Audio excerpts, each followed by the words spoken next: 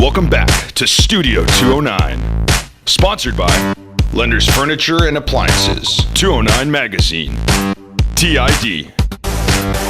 Studio 209 starts now. Welcome to another episode of Studio 209. I'm Kristen Esser. This week we meet up with the Turlock Assyrian American Civic Club, where they rally to raise money and awareness for Assyrian refugees.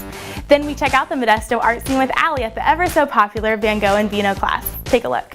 Lenders Furniture in Turlock offers the lowest prices on furniture to fit any lifestyle. Everything you need for your home is here, including our Best Home Furnishings recliner matched pairs starting at only $5.99. Best Home Furnishings recliners blend premium cushioning fibers, hardwood frames, and rugged construction to create affordable, durable recliners in sizes and styles to fit anybody and any decor. So stop in today and take advantage of our no credit check financing and the lowest prices on home furnishings to fit your lifestyle. That's Lenders Furniture on Lander Avenue off the 99 freeway in Turlock.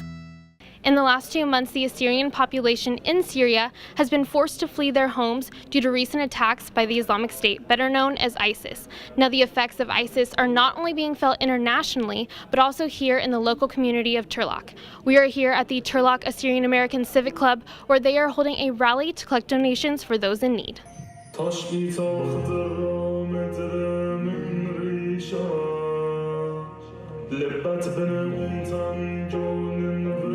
This is primarily for the Assyrian Christians in Syria. They're being driven out of their villages and they're ending up in cities like Hasaka and Qamishli.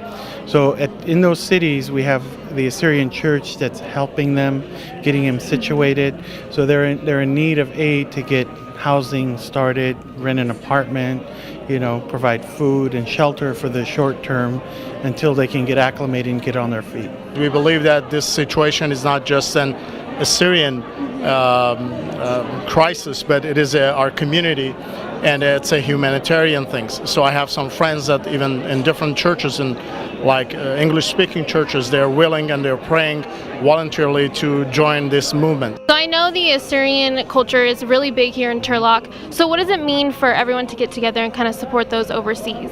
Well, it's a terrible reason to come together, but I'm glad we are coming together as a community. When I was elected mayor a couple months ago, I was elected mayor of all different communities. I was at a Sikh event earlier today celebrating that culture, but then coming together with the Assyrian community to show solidarity for our brothers and sisters that are being persecuted in Iraq, in Erbil, in some of these areas. I think it's very good, and it shows our community, the Assyrian community and the Turlock community is very closely knit. They didn't care that they were destroying a family and robbing a nation of innocents.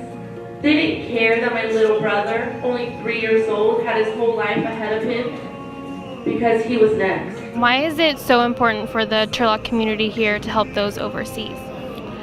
Well, they're our brothers and sisters. That's our ancient and ancestral homeland.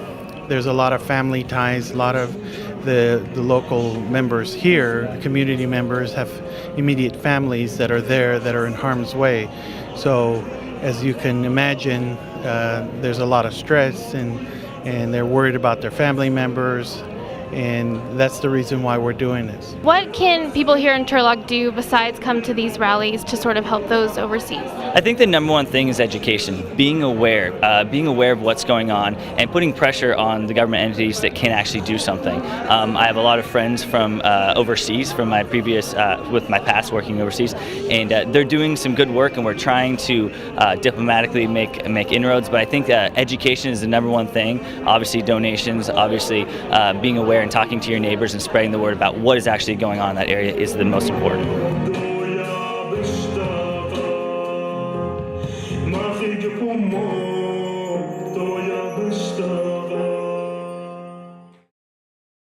Do you like basketball? Do you like to support local athletes? Well, you're in luck, because the first annual Central Valley Senior Showcase is just around the corner. We're taking all of the top seniors from the entire area, drafting them into 2 teams for one final showdown on the court. So make sure you mark down your calendar for April 2nd for our first annual Central Valley Senior Showcase.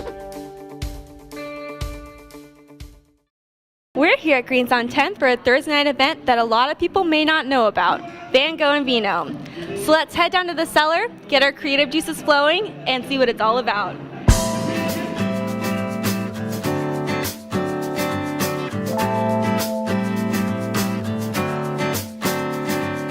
what exactly brought you here to Van Gogh and Vino tonight? I was approached by my friend Heather, and she said I have a great opportunity to maybe do some artwork and get together and drink some good wine. And I said, hey, I'm all about that, so let's do it. What kind of people are drawn to Van Gogh and Vino, and what do you hope they get out of it?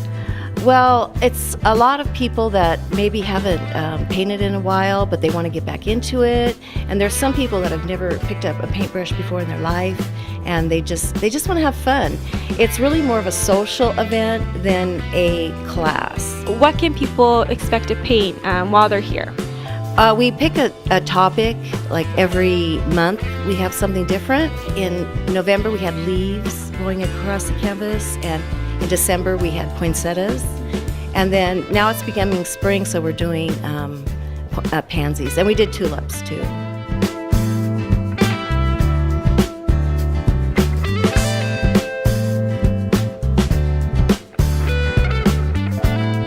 What would you say to people who may have considered taking the class but haven't really taken the plunge?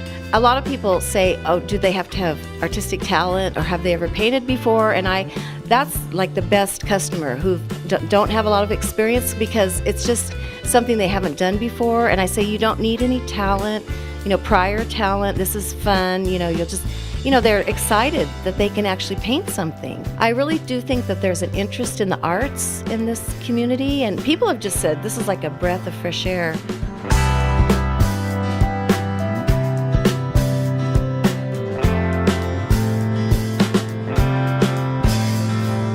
Why do you think that this class has gotten so popular, this type of class in particular?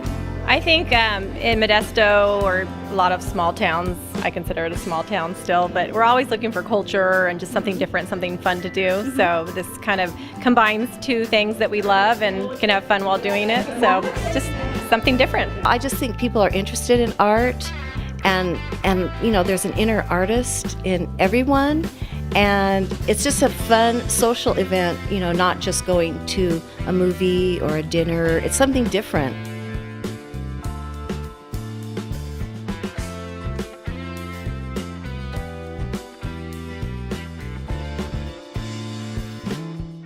It's clear that you want to be an artist like Van Gogh himself to have a good time at Van Gogh and Vino. Allison Arias from Studio 209, signing off.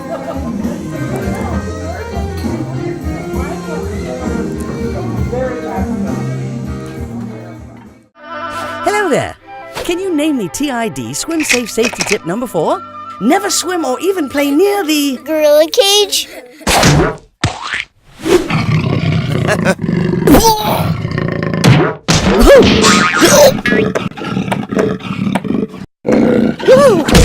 Let's try it again. Never swim or play near the canals. Yes! Oh, bravo! For more safety tips, go to TID.com. Well, that's it for another episode of Studio 209. Be sure to catch our next episode at turlockjournal.com, and don't forget to subscribe to our YouTube channel as well. While you're at it, make sure to follow us on Facebook, Instagram, and Twitter. And don't forget to check out the newest edition of 209 Magazine featuring Van Gogh and Vino. For everyone here at Studio 209, I'm Krista Messer, and we'll see you next time.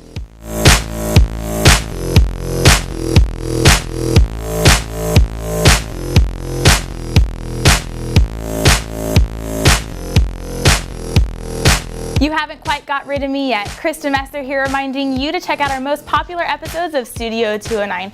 And don't forget to subscribe to our YouTube channel as well, where you can gain exclusive access to all of the videos we produce here in the Turlock Journal.